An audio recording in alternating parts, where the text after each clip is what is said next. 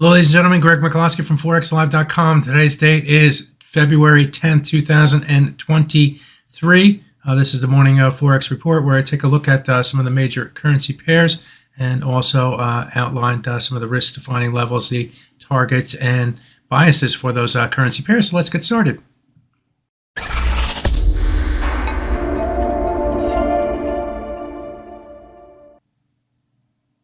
The big news today was the much better than expected Canada jobs report. 150,000 jobs. They're expecting 15, and the prior month was revised up as well to I think 114,000 from 105, something like that. So not only was this month stronger, but last month was also a really strong number in relation to their population, so on and so forth. It's certainly on the equivalent of the 517,000 that the U.S. jobs gains came in on Friday.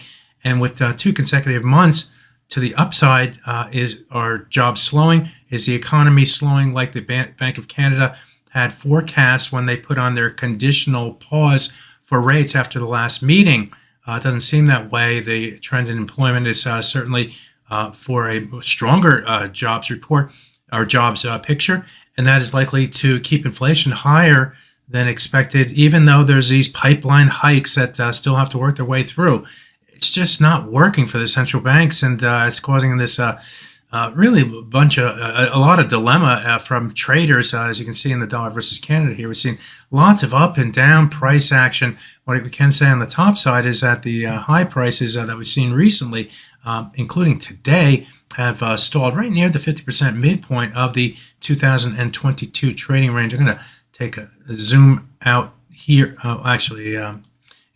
There we go. If we zoom out here, you can see the 50% retracement of this move down from the January high to the low. 50% comes in at 134.729, and in trading here today, as mentioned, the price stalled against that level once again. A number of different times that the price has seen sellers against that 50% retracement here and here and here and here. So, big ceiling up there. Of course, we didn't know what the jobs report would be, and we saw the sharp move to the downside here in the dollar versus Canada after the report. Now, this area right through here is another swing area that I've outlined over time. A number of different swing lows coming through here, forming this floor. Admittedly, we went below it here, but it quickly rebounded back above and reestablished support against that level. And then we fell below it here in last week's trading, and we, not without some volatile up and down trading here through here, which made it a little bit sloppy, but then reestablished support here and here in trading this week. As you can see, the price has come down toward the high of that area near 1.3358. And going forward, if the price is going to go lower, we need to get below that area and trade more in this bottom area right through here on a more regular basis.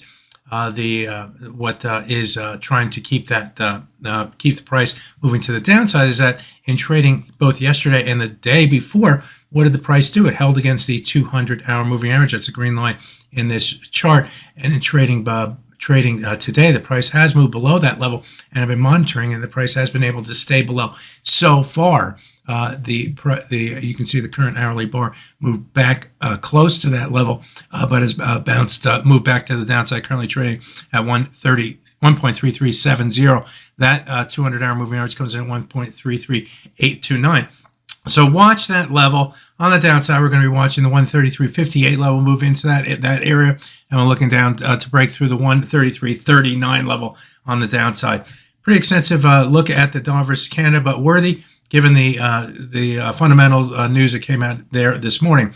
Taking a look at the euro versus U.S. dollar, what do we see here? Well, we've outlined a number of different swing areas in the past where the market found or traded in a range that was up and down volatile, and then outline those levels right through here.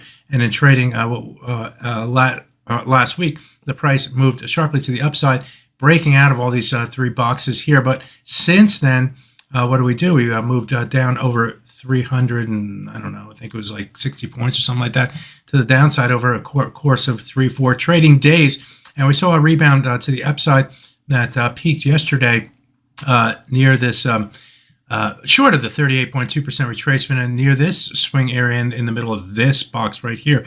And we came back down, and in the Asian session today, what do? We found support buyers near the low of this swing area.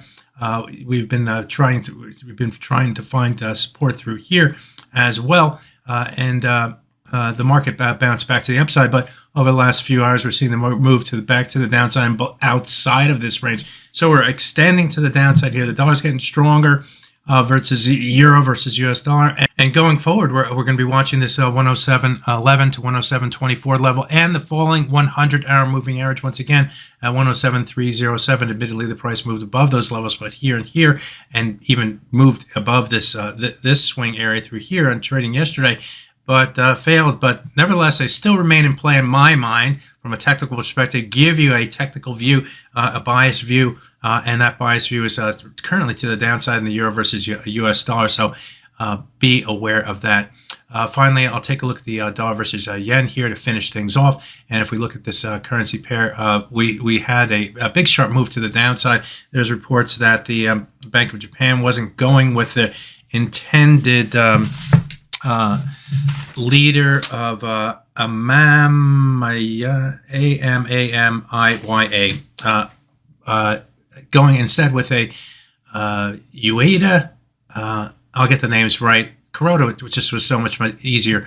Anyway, the move to the downside here on that news because we don't know much about the new candidate for the Bank of Japan governor role, but what we do know is that it wasn't the dove that the market expected. That caused a little bit of weakness in the yen through here over the last few days. So the price moved sharply to the downside, but we moved back above the 200-hour moving average here at 136.12, and that level held support so far in the early New York trading. If we get below that level, that would open the door, and also watch the 50% retracement at 130.48. Numbers are much better than names. I will work on that. My name is Greg Michalowski. Good fortune with your trading. Bye-bye now.